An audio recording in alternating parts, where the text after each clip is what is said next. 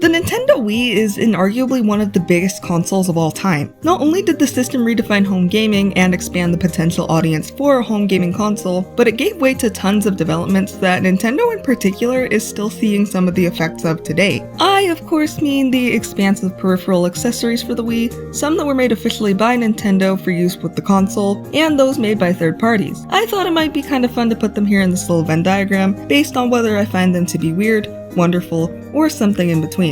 So the Wii Remote, dubbed colloquially as the Wiimote, even though they don't really want you to call it that, is actually technically considered an accessory to the Wii console itself. So I wanted to appraise it for the diagram. Compared to pretty much every other game controller that existed at this time, the Wiimote and the additional nunchuck are probably the strangest of them. Prior to the Wii's development, there was no console that had a controller that could be used both horizontally and vertically. Even though infrared technology wasn't new, the way it was applied in the Wiimote had never been seen before. With the motion tracking capabilities of the infrared sensor, accompanied by the accelerometers in the remote itself, essentially meaning that Nintendo had room to play with the motion controls with the remote in either orientation. Apart from this, the Wiimote does have a pretty run-of-the-mill button layout with a D-pad on one side and a couple buttons on the other side in the horizontal orientation. The placement of the buttons also makes them easier to translate into use in the vertical orientation as well. Paired with the nunchuck, you could add on another additional set of buttons and a much less stiff joystick for those titles that were easier to play with one over the D-pad. For example, Super Mario Galaxy, Wii Sports, and Super Smash Bros. Brawl all have vastly different controls and methods of play,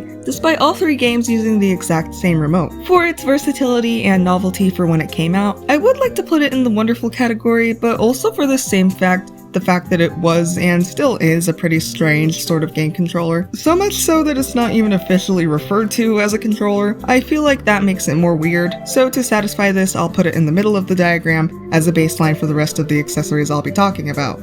Using both the combined Wiimote and nunchuck, the Wii Zapper was an incredibly underutilized and specific accessory that turned the controllers into a gun. Much like the Zapper that was produced for the NES, the Wii Zapper fulfilled the exact same purpose with the added benefit of the nunchuck for more precise and free control. Rather than having only the ability to aim and shoot, I guess having the nunchuck allowed game developers the freedom to design for that little bit more substance in their games. I say this as if any more than the 2 or 3 titles were ever produced specifically with this accessory in mind. The first game to use the Wii Zapper was 2007's Ghost Squad, an army-themed shooter arcade game developed by Sega that was later ported to the Wii. The first appearance of the Wii Zapper is, however, not its most notable title. That honor goes to Link's Crossbow Training, a Zelda spin-off also released in 2007 that has you playing as Link, armed only with a crossbow and probably a hell of a lot of patience. It pretty much plays like you'd assume Link trains with his crossbow, shoots enemies with his crossbow, and all the while, he is none the wiser that the player is grappling with a nearly unusable peripheral to do so. Many critics and reviewers alike said that using the whole Wii Zapper accessory rather than raw linking it with the controller on its own was actually making the game harder to play. Despite this, likely because of the game's connection to the immensely popular Twilight Princess, the game was a hot seller and still gets referenced by Nintendo to this day. I never had one of these, but I want to say that my Wii either came with one I never used, or a friend I had growing up had one and he also never used it. I just feel like I distinctly remember holding one of these in my hands. Because the thing reportedly was a massive downgrade from playing with the controller bare as it was the day it was born, and because of the frankly very strange, strainy looking way you're supposed to hold the thing when you use it,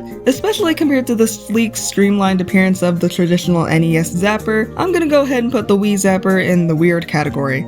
A similar concept to the Wii Zapper, another peripheral, or rather set of peripherals that I would see, were the various unofficial sport-related Wiimote attachments. These were third-party, glorified Wiimote holders that were basically hokey-ass plastic replicas of sports equipment, corresponding to every sport minigame playable in the original Wii Sports game, such as the tennis racket for the tennis game, golf club for the golf games, bat for baseball, so on and so forth. Sometimes for very minor actions, though, would playing these main games or any of the accompanying mini-games or training exercises require the use of any of the controller's buttons. Stuff along the lines of confirming you're ready, serving balls, or adjusting your Mii's positioning. Because of this, like the same is true for the Zapper accessory, you can't just have the whole Wiimote shoved away inside the component, the buttons have to be accessible, so the easier configuration was obviously just to put the opening for the Wiimote inside of the handle of each implement. But for the other games, it's a little trickier. Like, why even bother making a peripheral specifically for bowling or boxing. Well,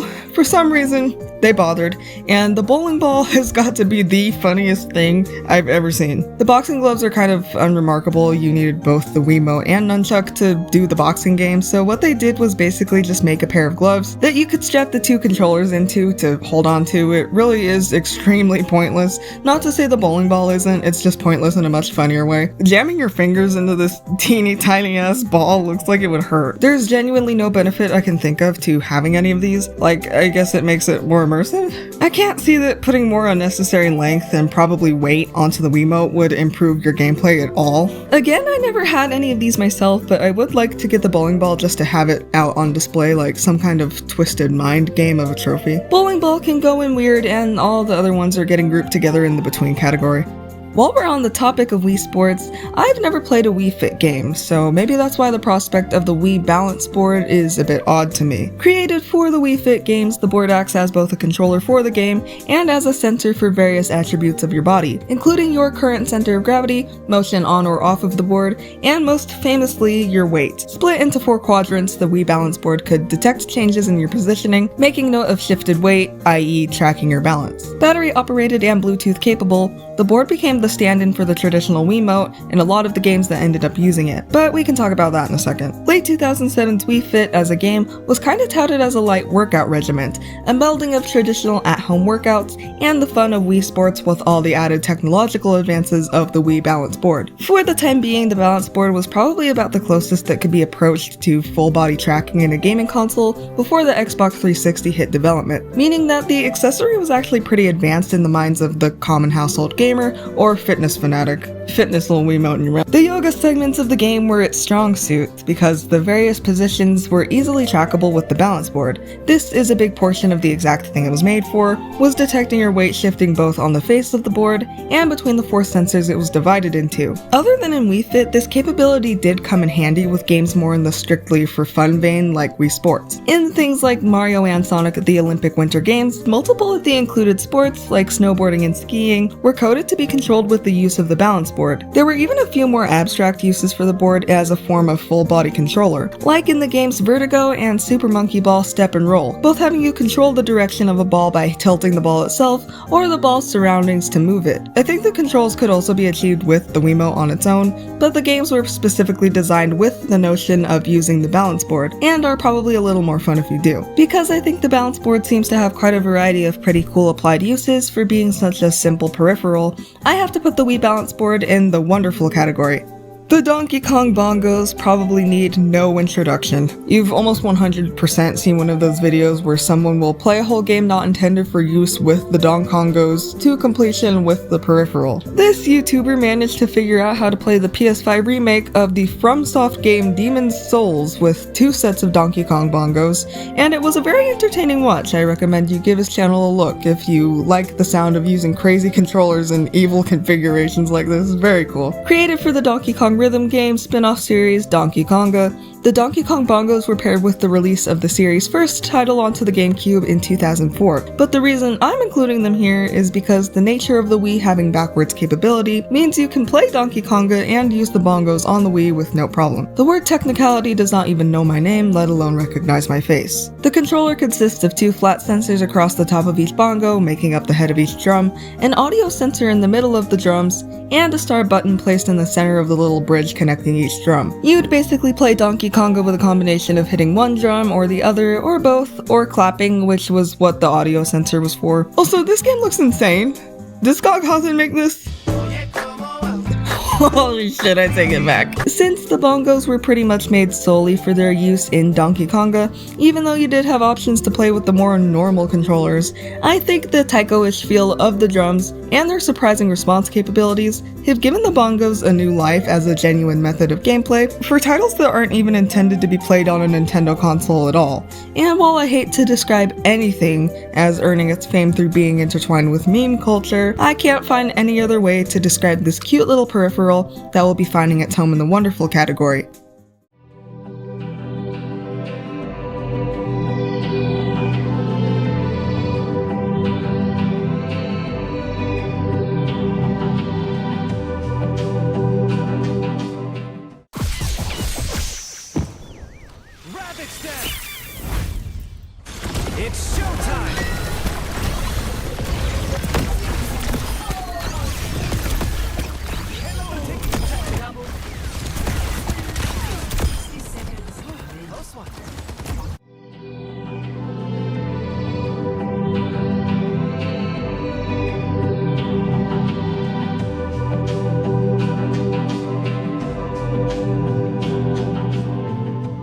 One of the more popular accessories for the Wiimote was the Wii Wheel, a hollow plastic shape in the form of a steering wheel that you could attach your Wiimote into, turning the entire controller into a steering wheel intended to utilize the controller's tilt mechanics. Again, it worked in sort of the same way as the sports equipment and the zapper, with a special compartment for the Wiimote to fit into in the center of the wheel. The compartment was more of a hole so that the wrist strap and the trigger on the back of the Wiimote were still accessible. You would need these buttons to do things in pretty much every game. Having the Wiimote in the wheel was essentially the exact same thing as having a Wiimote on its own in the horizontal configuration. It's just adding more of a handle to either side of the controller for better grip, I suppose, as well as adding the tactile experience of steering, of being behind the wheel of the car you're driving in whichever of the myriad of racing games on the Wii that you're playing. Even though I'm pretty sure there's no reason why you couldn't just use it with essentially any racing game you so choose, the accessory came packaged alongside every copy of 2008's Mario Kart Wii. This was the peripheral that I remember seeing the most. We even had one ourselves, and every friend who I knew owned a Wii definitely had one as well. I think this accessory is pretty obvious. Compared to all the other ones, it might even be kind of boring. I mean, it is just a steering wheel. It's not really inherently helping you do anything with the Wiimote that you weren't able to do before,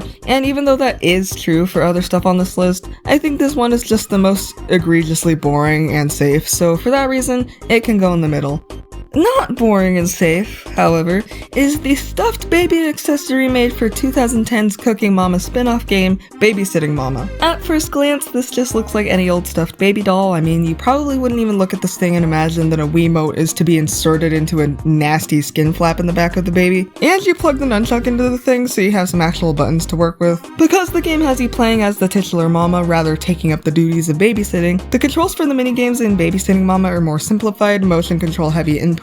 So it's not so important for the buttons on the Wiimote to be exposed. It's kind of more securely strapped in there and you just use the nunchuck for more of the UI navigation part. What was more vital than the buttons being exposed on the Wiimote was the speaker on the Wiimote being exposed. Because if your Wiimote worked correctly and had the ability to, the game would actually play baby noises through the little speaker on the remote, which I guess is kind of cool, but I can find that getting really annoying really quickly. There's a reason why this feature was hardly implemented in Wii games and also never implemented again on any console afterwards, Nintendo or otherwise. Despite having some rather unfortunate infant pattern baldness, I do think this baby is a cute piece of Cooking Mama merchandise to just have for collection purposes, if you're a big fan of the series, or just a weird sort of game add-on if you're someone who collects that type of thing instead. This peripheral is a bit of a uni-purpose type of object. I mean, with things like the wheel, you could use it just as well with Mario Kart as you could Madagascar carts, which I did have and play with the thing. But with the baby, you can really only play this one game with it, unless there were to hypothetically be a game that rips off the exact concept and controls of Babysitting Mama. I don't know for sure that that type of game exists, but I don't doubt it. The whole idea of using a baby doll as a controller is just sort of weird. So the Babysitting Mama Interactive Baby, which is its full God-given name,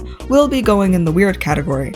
Were you one of the many people who thought the Nintendo Switch 2's built-in Baby's First Discord was kind of a bullshitty thing to include on a console? Well, what if I told you that it was also a bullshitty thing they tried including on the Wii? In part, anyway, as the Wii Speak peripheral acted as a microphone you'd plug into your Wii to allow you to communicate with other players, lacking a video input, of course. The design of the microphone made it so that you could attach it to the sensor bar already set up with your console, a proper distance away and strategic enough of a placement to make it so that the voices of everyone in the room who was interested in talking could be heard. The microphone had noise filtering capabilities that, on paper, promised to make the sound clearer, but given that the Wiimote speaker sounded like I can't say that I have total faith in that sort of promise. The peripheral was touted for use with Animal Crossing City Folk at the E3 2008 presentation that revealed it, but there was also a dedicated Wii Speak channel that you could download onto your Wii like a sort of diet Skype. But the interesting thing to me is that you could only download the channel after buying the peripheral, with a special code or ticket that came along with it, so that's pretty cool. Not just anyone could get into the Wii Speak Cool Club for cool kids with Wii Speak who probably definitely most likely didn't use it to cuss other kids out after getting steamrolled in Smash Brothers, right? The idea of the Wii Speak sounds insane to me enough on its own to make a video about the whole scope of the thing alone, because I would love to know what possible situation you'd need this stupid thing to play Monster Hunter Dry. So anyway, because this stupid little lump is absolutely hiding some scary secrets for me to discover at a future time, the Wii Speak is going in the wonderful category. How about a peripheral so crazy it never even came out? At E3 in 2009, Nintendo showed off a little device they were working on to be used in a future Wii game series they planned to show by 2010. The Wii Vitality Sensor was essentially a little pulse monitor that you'd plug into your Wiimote, and the information it would gather about your heart rate would be displayed and referenced in whatever program the accessory is being used with, kind of like how the balance board was used with Wii Fit. The device and subsequent game or program called Wii Relax would likely be a similar concept to the Wii itself, some kind of engaging way to get the Wii's user to maintain their general health. No matter how you shake it, I think any kind of game console being able to track your vitals is really strange and kind of scary, and would definitely be used to farm and sell your biodata if it came out now. Nintendo's headspace with Wii Fit and the Wii's general concept of family health and happiness does help me understand where they were coming from with this. 2010's E3 came and went, and neither the device nor any games using it as a peripheral were shown off. By 2013, it was confirmed that Wii Relax and the Wii Vitality Sensor had both been scrapped, and there were no plans to go further with the concept. Until now. Oh no, I'm kidding. I wouldn't let my Switch know my first initial, let alone my heart rate. Fuck that. This one's going in the weird category. Rhythm games are pretty cool. At least a lot of developers making games for the Wii seem to think so, with a couple different Rhythm Heaven, Taiko, and Just Dance titles. Which, by the way, did you know that the very last worldwide release on the Wii was a Just Dance game? And did you know that it was not Just Dance 2017, or even 2018, or even 2019? The Wii was getting a Just Dance release 3 years into the lifespan of the console after it, with Just Dance 2020 being the final Just Dance game for a Wii-only release. Not even for the Wii U, just the Wii. Anyway, the console is definitely no stranger to rhythm games, and because of the Wiimote's versatility, there's tons of different options for how to design a rhythm game around the controller. But what they chose to do for some of the very few Guitar Hero releases on the console is kind of baffling to me. Basically, it was kind of all the same principles of the stuff I talked about before. You put the Wiimote into this big guitar-shaped thing, but why?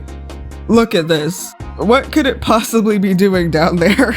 I imagine that there's some kind of plug connecting the guitar to the port in the Wiimote, I guess. But because all of the important guitar playing buttons are way up here, and all of the Wiimote buttons, which we have by now been conditioned into believing have the utmost importance over anything else going on, are way down here, what could it possibly be doing down there? I really want to know. Otherwise, you could play the game with the buttons of the Wiimote itself. You'd just have to remember which buttons correspond to which color. That being said, the peripheral I really wanted to talk about is one that I think does the same kind of concept a little bit better and in less of an unwieldy way. That being the accessory for the 2008 game Pop Star Guitar. Holy shit, this game has Fall Out Boy. The route they took to make a unique control set to mimic a Guitar Hero-like controller was to make a separate little sheath sleeve thing that fit on top of the Wiimote to remember the colors for you. It would map over the existing buttons with colored buttons, so say, instead of having to remember that the A button was the input for the green symbol on the screen, you'd just have a green button on the Wiimote that would activate the A button underneath when you press down on it. Granted, I don't know how well these worked in practice, if they were very responsive, which I can't imagine them not being, but if it were me playing a game like this, even when the alternative is more immersive, and the alternative is just a little more complicated of a game of muscle memory, I would take the more creative but potentially weaker option to at least give it a good faith try. I also just find something really cute about it. I don't know exactly why, maybe it's just the way it makes the remote look. Like, with the thing on, it makes the Wiimote look like the controller for some sort of made-up apparatus from Back to the Future, I don't know. For these reasons, this cutiful little accessory will be going in the wonderful category. Are you someone dumb enough to remember those various memes about console-themed weapons? You're most likely familiar with the "are we gonna have a problem" image that is probably at the very least a decade old at this point. The "here come dat boy" vibes to this image have scaled off of the charts. So what if I told you that there is a bit of a strange truth to this image, and such a thing as a Wii knife actually exists, as a semi-proper accessory for the console? To be more accurate, there exists a set of cooking utensils to be attached to the Wiimote for their use in the various Wii releases of Cooking Mama titles, and in the Iron Chef Wii game, which, if I knew they had this as a kid, I would have demanded a copy pronto. What? I want to be an Iron Chef. Oh, it's got the chairman. This is so cool. cooking mama if it was fucking awesome. As far as I can tell, this accessory set was a third-party release and made for general use, as it wasn't created and sold with any one specific game. The set included two sort of jacket things that snap onto the Wiimote itself, kind of the same concept as the sports equipment, again, but looking a teeny tiny bit more cheap and flimsy, and not as tightly secured to the controller. One of the two pieces was just this massive ass pan. It just turned your whole Wiimote into a fake plastic pan, and the other set was a combination of a knife, spatula, and like a fork? Like a carving fork? Widest stance I've ever seen on a carving fork, granted, but I don't think a kid is really gonna care. I don't know why you'd ever need these. I don't think they actually do anything other than putting the motions you'd be making for the minigames into their proper context in the real world. Once again, a similar purpose to the sports stuff. It's just useless. You can play the games just as well with the things on as you can without. It's fine. Iron Chef Alex Gordon-Shelley is not going to come into your home and berate you for playing Iron Chef America Wii game without the kitchen tool accessories. All of that being said though, the humor I get out of seeing these things attached to a Wiimote would absolutely be worth every dime. You could probably kill someone with the pan attachment. It's weird. It's gotta go in the weird category.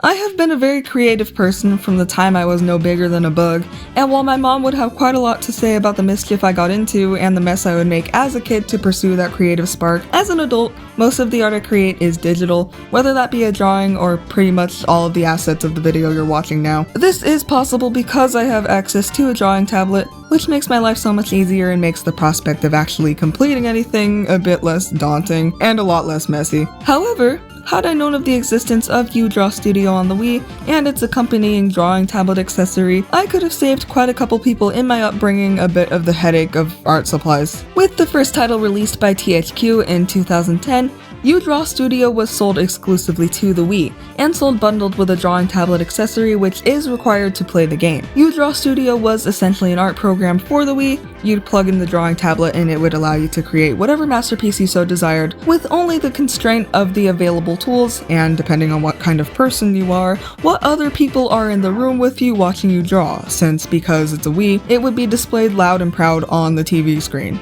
Who up drawing yaoi on the family TV? The game offers a variety of tools, stamps, and stickers, and if you're more into coloring than drawing anything, there is also a coloring page option. I know I like the coloring part of my art more than the rest of the process combined. While the Udraw Studio game and tablet was initially exclusive to the Wii, the second installation in the series, Udraw Studio Instant Artist, had a release for the Wii, Xbox 360, and PlayStation 3, with a black variant of the tablet being made to more match the color palette of these other consoles and make it more of a universal peripheral.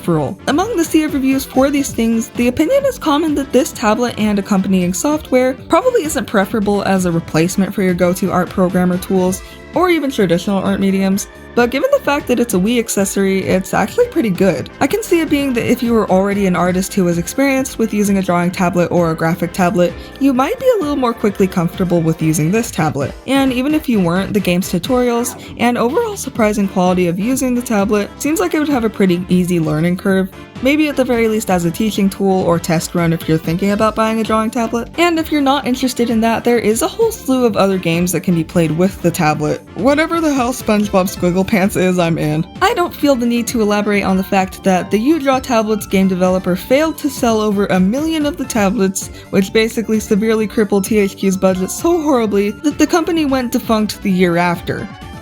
I think the tablet is wonderful. You ever wanted to be a sick-ass DJ?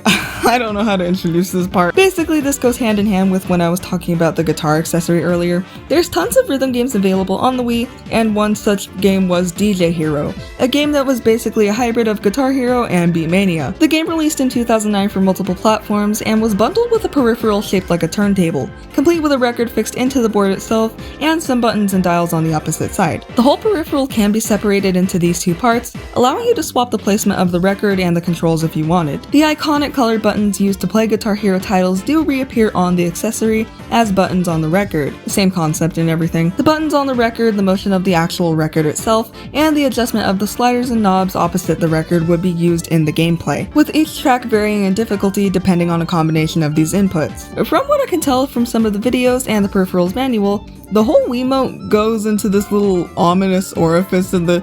Say that 10 times fast. Ominous orifice, ominous orifice, The whole Wiimote goes into this little compartment with the proper adapter attachment to go into the bottom of the remote to connect it to the whole apparatus. On the PlayStation and Xbox versions, the buttons that would usually be on the console's original controllers just came built into the turntable's actual control panel by default. I don't know why they had to make it 10 times harder for the Wii version, but whatever makes Nintendo happy, I guess. I don't know if this is just because of the way the game itself is designed, or if it's because DJ Hero ultimately ended up not being very profitable as a spin-off from Guitar Hero. It just lacks a little bit of the edge and personality that I think Beatmania controllers have. But then again, Beatmania is kind of the turntable rhythm game.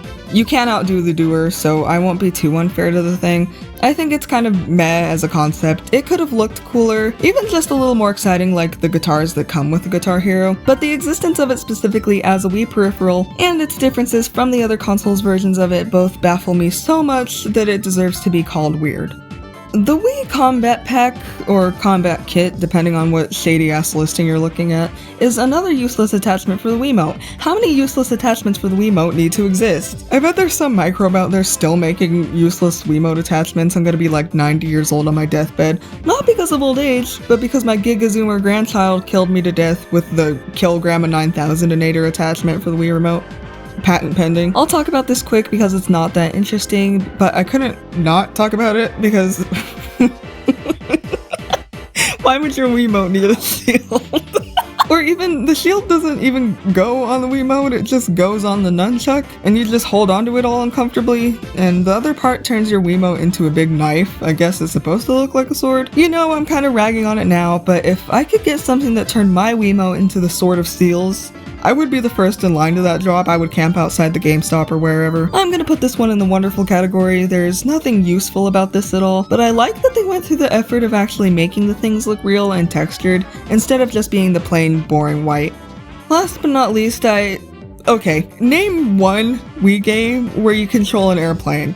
Now name one Wii game where you control an airplane other than Wii Sports Resort. No, it's not even for Wii Sports Resort, because you control the plane with just the Wiimote in that game, right? Well, this stupid ass thing is the Wii Airplane controller stand, and however useless the other crap I talked about was, this thing takes the cake. Yeah, I'm gonna go all Nintendo reviewer on this thing, call me Scott the Woz, because I have brown hair. The concept of the airplane controller stand was basically that what came in the box was somewhat of a faithful replica of the flight controls of a real plane, with the whole rig forcefully suctioning to whatever flat surface you offered up to it for security. The Wiimote would attach into the right hand side, and the nunchuck had a separate holder on the left side. Each little holder was attached into a ball joint system in the base of the stand that would give you kind of that swivel motion, and the lower arm of the stand was also on a swivel. For the last time, in 99% of cases, and in 100% of the applicable cases I talked about here, there is pretty much zero use for this kind of thing. All it's doing is making the experience of playing Sport Game Galore or whatever shovelware this was made for more quote-unquote immersive, and even though that is the intention, I personally can't see that being of any importance to anybody over the age of like 7. I turned 8 and I hung up my Wii wheel for good. I didn't even need it anymore, I'm a big boy. The Wii airplane controller stand is the type of thing that your granny, bless her soul, would see at the store and go, "Oh, my grandkids have one of these Wii thingamabobs," and buy you for your birthday without thinking about it. I genuinely don't know why else this would end up in your house. I think the only good thing I can say about it is that the engineering of it is surprisingly really good. Like, whatever employee at whatever company that makes these was told, "Hey, you got a Wii airplane console due by noon tomorrow," did a great job of making the vision come to life. I'd feel like Diva if I got my hands on one of these things. Unfortunately, there isn't much else to like about the WETs, so I'm putting it in the middle category. And that's about it. I didn't know half of these things existed before I started writing the video. All of the confusion and quite frankly anger with the concept of some of these things is completely genuine. Let me know if there's anything you might know of that might fit in this format. I know there's tons of things out there that probably have some weird and wonderful merchandise and such to dig into. I'm probably hopefully gonna try to have more smaller videos out. I should be doing a very late 3K Q&A special somewhere in here, so you can leave me questions for that here if you want. But overall, I do hope to be working on videos again. If you enjoyed this one, feel free to express that in whatever way you feel fit, and I will see you in the next one. Bye!